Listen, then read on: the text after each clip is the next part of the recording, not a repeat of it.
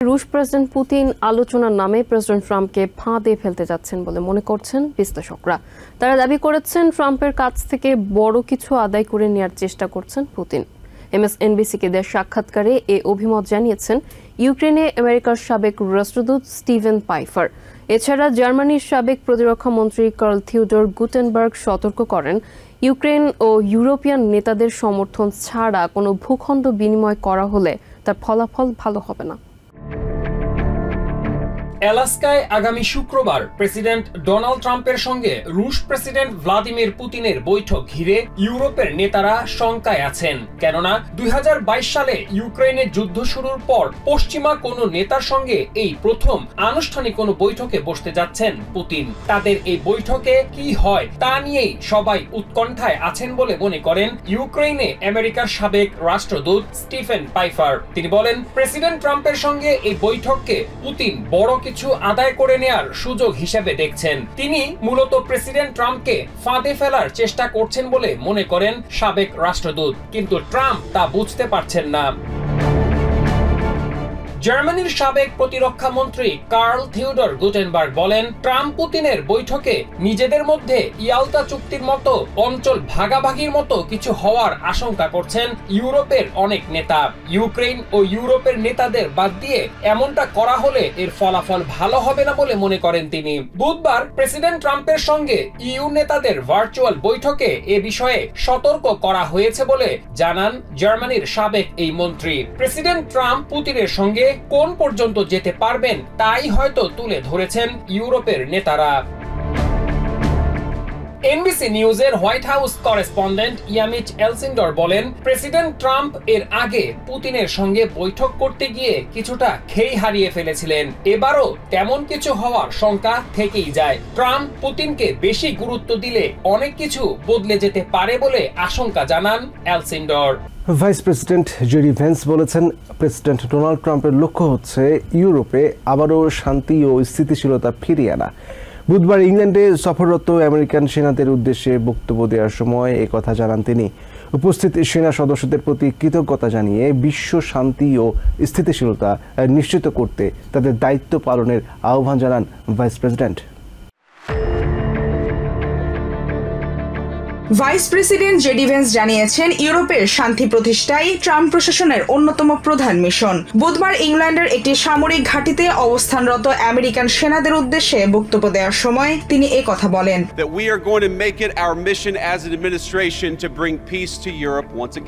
Veins আরো বলেন, ইউরোপীয় নেতাদের সঙ্গে অনুষ্ঠিত এক ভার্চুয়াল বৈঠকে প্রেসিডেন্ট ট্রাম্প স্পষ্ট নির্দেশ দিয়েছেন, যেভাবেই হোক ইউরোপে আবারও শান্তি প্রতিষ্ঠা করতে হবে। এ সময় তিনি ব্রিটেন ও আমেরিকার সুসম্পর্কে নানা দিক তুলে ধরেন। দুই দেশের শত বছরের বন্ধুত্বের কথা উল্লেখ করে ভেন্স বলেন, বিশ্ব শান্তি নিশ্চিত করতে দুই দেশের যৌথ ভূমিকা অপরিহার্য।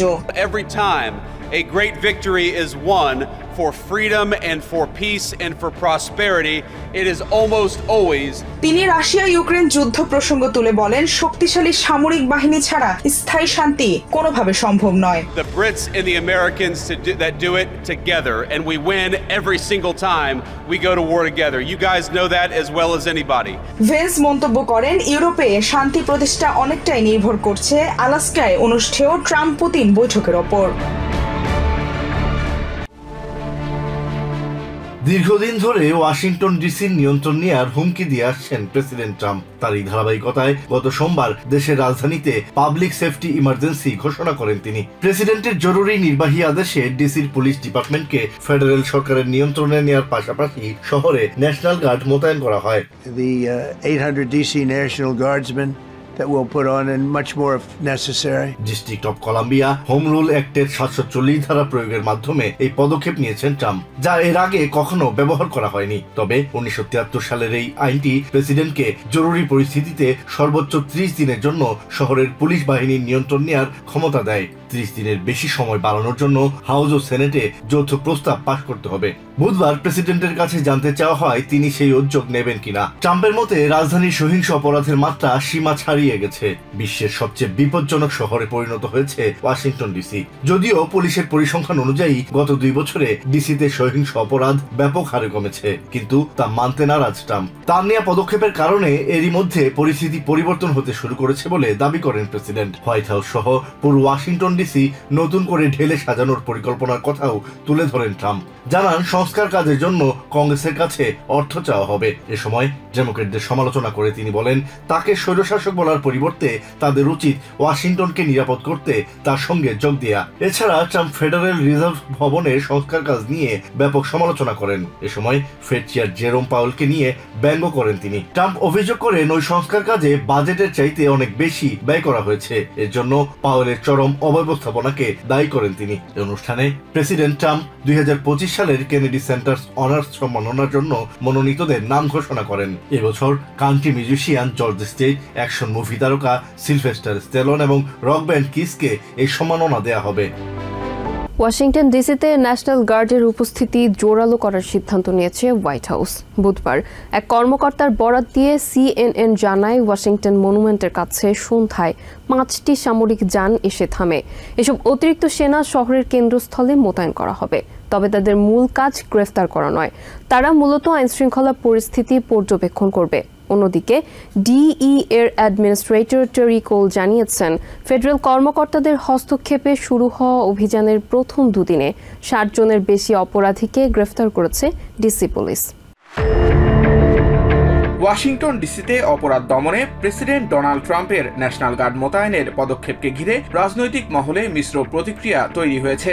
এই অভিযানকে ব্যয়বহুল শক্তির প্রদর্শনী বলে সমালোচনা করছেন মেরিল্যান্ডের ডেমোক্রেটিক গভর্নর ওয়েস মুর। ডিসির পুলিশি ক্ষমতা নিয়ন্ত্রণের 3য় দিনে এসে শহরে সামরিক উপস্থিতি আরও বাড়াচ্ছে হোয়াইট হাউস। বুধবার বিকাল থেকেই গাড়ি ভর্তি সেনা আসতে থাকে ডিসিতে।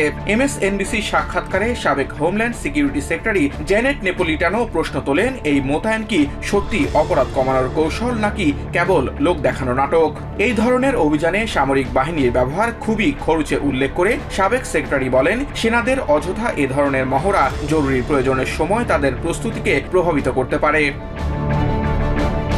তবে ট্রাম্পের এই পদক্ষেপকে স্বাগত জানাচ্ছেন বর্তমান প্রশাসনের কর্মকর্তারা। ড্রাগ এনফোর্সমেন্ট অ্যাডমিনিস্ট্রেশন DEA এর অ্যাডমিনিস্ট্রেটর টেরি কোল বলেন, ডিসিতে পুলিশের ক্ষমতা কমানো এবং আইন প্রয়োগে সিটি কাউন্সিলের বাধা ফেডারেল হস্তক্ষেপকে জরুরি করে তুলেছিল।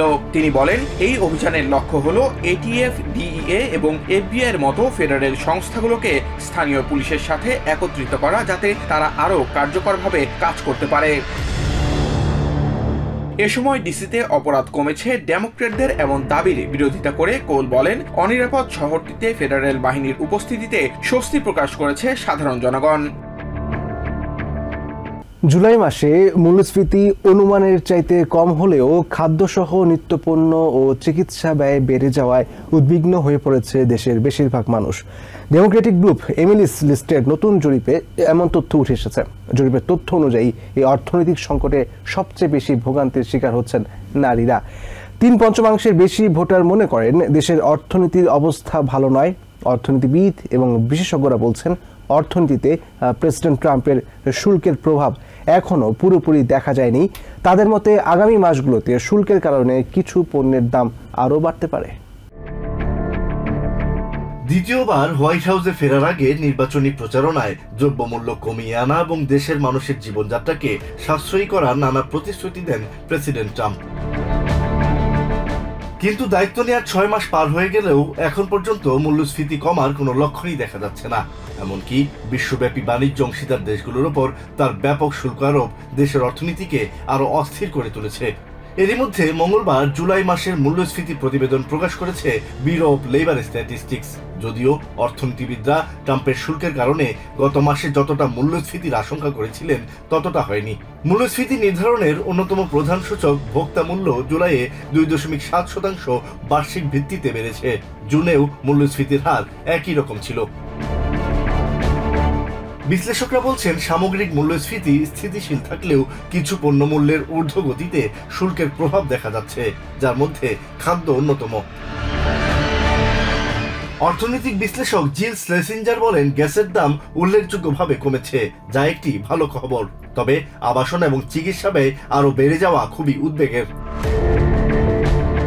ডেমোক্রেটিক গ্রুপ অ্যামিলিস লিস্টের অর্থায়নে ইম্প্যাক্ট রিসার্চ পরিচালিত নতুন জরিপ অর্থনৈতিক পরিস্থিতি নিয়ে দেশের মানুষের হতাশাজনক চিত্র তুলে ধরেছে। জরিপে দেখা গেছে 3/5 বেশি ভোটার মনে করেন দেশের অর্থনীতি ভালো চলছে না, যেখানে মাত্র 37% মনে করেন এটি ভালো চলছে। জরিপে অংশ নেওয়া 70% বলেছেন অর্থনীতির খারাপ অবস্থার জন্য ডেমোক্রেটদের চেয়ে রিপাবলিকানরা বেশি দায়ী। এমিলিস লিস্টের প্রেসিডেন্ট জেসিকা ম্যাকলার বলেন, তাদের জরিপে অর্থনৈতিক উদ্বেগ ছাড়াও রাজনৈতিক পরিস্থিতি নিয়ে মানুষের ক্ষোভের কথাও উঠে এসেছে। এছাড়া পরিবারের বেশিরভাগ অর্থনৈতিক সিদ্ধান্ত নেওয়া নারীদের ওপর এই সংকটের সবচেয়ে বেশি প্রভাব পড়ছে বলে জানান তিনি। ম্যাকলার আরও জানান, ট্রাম্পের শুল্ক নিয়ে সারা দেশের মানুষের কাছ থেকে নেতিবাচক প্রতিক্রিয়া পাচ্ছেন তারা। বাণিজ্য অংশীদারদের উপর প্রেসিডেন্ট ট্রাম্পের চড়া শুল্কের কারণে দেশে শিক্ষা উপকরণের দাম বাড়ছে বলে জানিয়েছেন সিএফপিবির সাবেক ডিরেক্টর রোহিত চোপড়া। বুধবার MSNBC-কে তিনি আরও বলেন, নতুন শিক্ষাবর্ষে শিক্ষা উপকরণের খরচ যোগাতে অনেক পরিবার আরও বেশি ঋণ নিতে বাধ্য হচ্ছে। আগামী সেপ্টেম্বরে শুরু হচ্ছে নতুন শিক্ষাবর্ষ। এরই মধ্যে বই, খাতা, পেন্সিল, স্কুল ব্যাগ সহ বিভিন্ন শিক্ষা উপকরণ কেনার প্রস্তুতি নিচ্ছে শিক্ষার্থী এবং অভিভাবকরা। তবে এবছর নতুন শিক্ষা উপকরণ কিনতে হলে গুনতে হবে অতিরিক্ত অর্থ, কারণ প্রেসিডেন্ট ট্রাম্পের শুরু করা বাণিজ্য যুদ্ধের জেরে বেড়ে যাচ্ছে এসব শিক্ষা উপকরণের দাম। এমনই আভাস দিচ্ছেন বিশেষজ্ঞরা। রিটেল ফেডারেশনের তথ্য বলছে, চলতি বছর স্কুল শিক্ষার্থীর পরিবারগুলোকে শিক্ষা উপকরণ কিনতে গড়ে অতিরিক্ত $900 খরচ করতে হতে পারে। বুধবার MSNBC-কে দেয়া এক সাক্ষাৎকারে কনজিউমার ফিনান্সিয়াল প্রোটেকশন ব্যুরোর সাবেক পরিচালক রোহিত চোপড়া বলেন, ইতিমধ্যেই ক্রেডিট কার্ডের ঋণের বোঝায় জর্জরিত দেশের মানুষ, তার উপর বাড়ছে সুদের হারও। এমনিতেই বিদ্যুৎ বিল বাড়ায় হিমশিম খাচ্ছেন বহু পরিবার। প্রেসিডেন্ট ট্রাম্পের শুল্কের কারণে এই শিক্ষাবর্ষে নিত্যপণ্যের পাশাপাশি শিক্ষা উপকরণের ক্রমবর্ধমান খরচ অনেক পরিবারকে আরও বেশি ঋণ নিতে বাধ্য করছে। রাজনৈতিক বিশ্লেষক ইউজিন রবিনসন বলেন, ট্রাম্পের শুল্ক ব্রাজিল, চায়না অথবা ভিয়েতনামের মতো দেশগুলোকে ক্ষতিগ্রস্ত করছে না, বরং এই শুল্ক দেশের মানুষকেই আর্থিক ক্ষতির মুখে ফেলছে বলে অভিযোগ তোলেন তিনি। তিনি বলেন, শুধুমাত্র শিক্ষা উপকরণ বা পোশাক নয়, ট্রাম্পের শুল্কের প্রভাব লক্ষ্য করা গেছে সবখানেই। প্রয়োজনীয় জিনিসপত্রের দাম বাড়ার কারণে সাধারণ ঋণের দিকে ঝুঁকছে সাধারণ মানুষ। ভেনেজুয়েলার প্রেসিডেন্ট নিকোলাস মাদুরোর $700 মিলিয়ন সমমূল্যের সম্পদ জব্দ করার কথা জানিয়েছেন অ্যাটর্নি জেনারেল প্যাম বন্ডি। বুধবার ফক্স নিউজকে একথা জানান তিনি। মাদুরোকে ধরিয়ে দিতে $50 মিলিয়ন পুরস্কারের ঘোষণার কথাও পুনর্ব্যক্ত করেন বন্ডি। তিনি দাবি করেন, মাদুরো ল্যাটিন আমেরিকায় কোকেন সাম্রাজ্য নিয়ন্ত্রণ করছেন। গত সপ্তাহে মাদক পাচার এবং একাধিক অপরাধী চক্রের সাথে জড়িত থাকার অভিযোগে ভেনিজুয়েলার প্রেসিডেন্টকে গ্রেফতারে পর্যাপ্ত তথ্য দেওয়ার আহ্বান জানিয়ে $50 মিলিয়ন পুরস্কার ঘোষণা করে জাস্টিস ডিপার্টমেন্ট। এছাড়া সামাজিক মাধ্যম এক্সে প্রকাশিত এক ভিডিওতে অ্যাটর্নি জেনারেল প্যাম বন্ডি অভিযোগ করেন, কুখ্যাত মাদক পাচারকারী সিনালোয়া কার্টেল এবং ট্রেন ডি অ্যারাগুয়ার সাথে নিয়মিত সম্পর্ক রাখছেন ভেনিজুয়েলার প্রেসিডেন্ট। এরই মধ্যে নিকোলাস মাদুরোর $700 মিলিয়ন সমমূল্যের সম্পদ জব্দ করার কথা জানিয়েছেন প্যাম বন্ডি। এই বিষয়ে ফক্স নিউজকে দেয়া সাক্ষাৎকারে তিনি বলেন, মাদুরোর মতো ভয়ানক মাদক পাচারকারী ও তার সহযোগীরা আমেরিকার তরুণ সমাজকে কোকেনের নেশায় বুঁদ রাখার ধ্বংসাত্মক পরিকল্পনা করছেন। মাদুরোকে বিশ্বের সবচেয়ে বড় মাদক পাচারকারী বলেও আখ্যা দেন প্যাম বন্ডি। বলেন, মাদুরোর কারণে সারা বিশ্ব অনিরাপদ হয়ে পড়েছে। মাদুরোকে গ্রেফতারে সহায়তাকারীকে $50 মিলিয়ন পুরস্কার দেওয়ার কথা আবারও জানান প্যাম বন্ডি। বলেন, কুখ্যাত এই মাদক পাচারকারীকে ধরিয়ে দিতে ইতিমধ্যেই হটলাইন নাম্বার চালু করেছে DEA। এছাড়া DEA এর ওয়েবসাইটে মাদুরোর অপরাধ সম্পর্কে পর্যাপ্ত তথ্য দেওয়া আছে বলেও জানান তিনি। নিকোলাস মাদুরোর মতো কুখ্যাত মাদক পাচারকারীর নেতৃত্বে ভেনিজুয়েলার ক্ষমতাসীন সরকার পুরো অঞ্চলকে অস্থিতিশীল করে রেখেছে বলে অভিযোগ করেন বন্ডি। ভেনিজুয়েলার প্রেসিডেন্ট ল্যাটিন আমেরিকার কোকেন সাম্রাজ্য নিয়ন্ত্রণ করছেন বলেও দাবি করেন তিনি। বলেন, কলম্বিয়ার অপরাধীদের নিয়মিত অর্থ ও অস্ত্র সরবরাহ করছেন মাদুরো। মাদুরোর কাছ থেকে জব্দকৃত সম্পদের মধ্যে কয়েক মিলিয়ন ডলার সমমূল্যের 2টি বিলাসবহুল প্রাইভেট জেট, ডমিনিকান রিপাবলিকে থাকা বিলাসবহুল মেনশন, ফ্লোরিডায় থাকা একাধিক বাড়ি ও অন্যান্য অন্যান্য সম্পদ রয়েছে বলে জানান বন্ডি। বলেন, এই বিপুল পরিমাণের সম্পদ জব্দ করার পরও মাদুরোর অপকর্ম থামছে না। এর আগে 2020 সালে ভেনিজুয়েলার প্রেসিডেন্ট নিকোলাস মাদুরোকে গ্রেফতারে সহযোগিতাকারীকে $15 মিলিয়ন পুরস্কার ঘোষণা করে আমেরিকা। পরবর্তীতে এবছর জানুয়ারি মাসেই মাদুরোকে ধরিয়ে দিতে $25 মিলিয়ন পুরস্কার ঘোষণা করে বাইডেন প্রশাসন। যদিও তৃতীয়বারের মতো ক্ষমতায় বসা নিকোলাস মাদুরো এখনো ধরাছোঁয়ার বাইরেই আছেন। নিউ ইয়র্ক থেকে সম্প্রচারিত TVN 24 টেলিভিশন বিশ্বজুড়ে বাঙালির কণ্ঠস্বর।